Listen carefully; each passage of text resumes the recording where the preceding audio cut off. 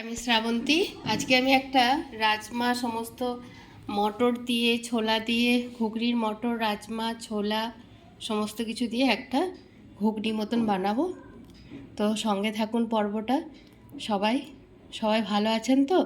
তো ভিডিওটা স্টার্ট করা যাক। তো শুকনো কড়াইটা এই কারণে দেখাচ্ছি, এই কড়াইয়ের মধ্যে একটা আমি শুকনো মশলা আগে তৈরি করে নেব। তো সঙ্গে থাকুন ভিডিওটিতে। মশলাটা একটু বেশি পরিমাণে বানিয়ে রাখবো যাতে সমস্ত তরকারিতে আমি মশলাটা দিতে পারি। তো প্রথমে দেব ধনে,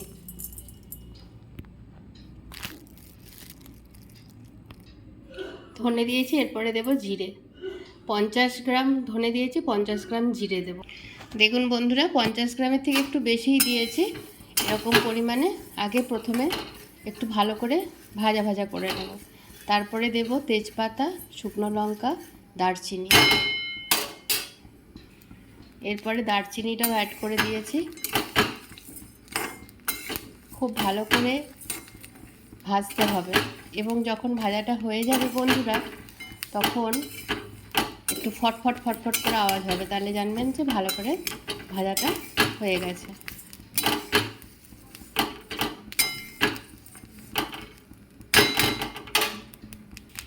এরপরে দিলাম শুকনো লঙ্কা,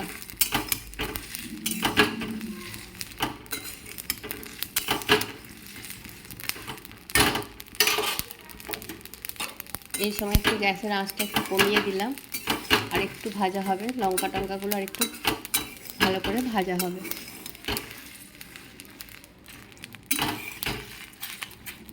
এরপরে দেব তেজপাতা, এরপরে দিলাম তেজপাতা। এটা খুব ভালো করে মিশিয়ে নেব। সরষের তেল দিয়ে দিয়েছি, একটু গোটা জিরে ফোড়ন দেব, তেজপাতা আর শুকনো লঙ্কা দিলাম। এরপর যেটা দেব, আমি আজকে আলু দেব না, আজকে আমি রাঙা আলু দেব।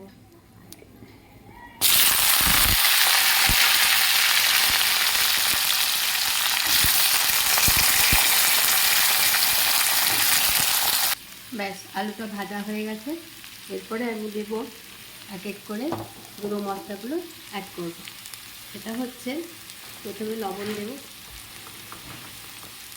মটরগুলো যে সিদ্ধ করেছি তাতে লবণ দেওয়াই আছে, একটু এই রাঙা আলুর জন্য একটু লবণ দিলাম। একটু হলুদ দেব, সামান্য একটু চিনি দেব। এরপরে দেখুন যে গুঁড়ো মশলাটা তৈরি করলাম, সেই গুঁড়ো মশলাটা অল্প একটু দেবো।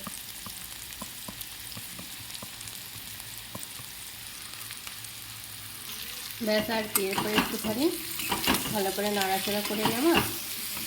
আর এটা যেহেতু একটু ছোটো হয়ে গেছে কড়াইটা, তাই আমি আগে এটা ভালো করে ভেজে নিয়ে এর মধ্যে তারপর একটা বড় বাটিতে ট্রান্সফার করে নেব।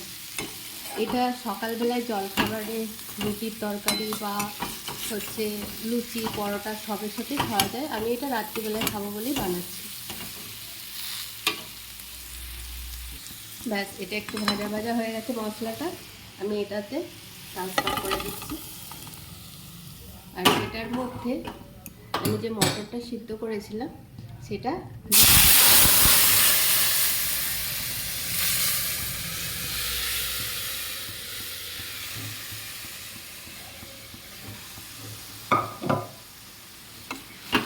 তাহলে গায়ে যে মশলাটা লেগে থাকলো সেটা ভালোভাবে এর মধ্যে দিয়েছি মটর, রাজমা, ছোলা।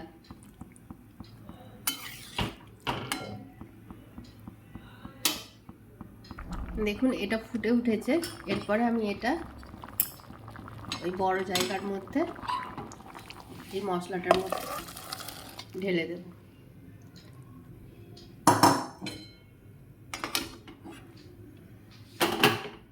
দিয়ে ভালো করে নাড়াচাড়া করে নেব।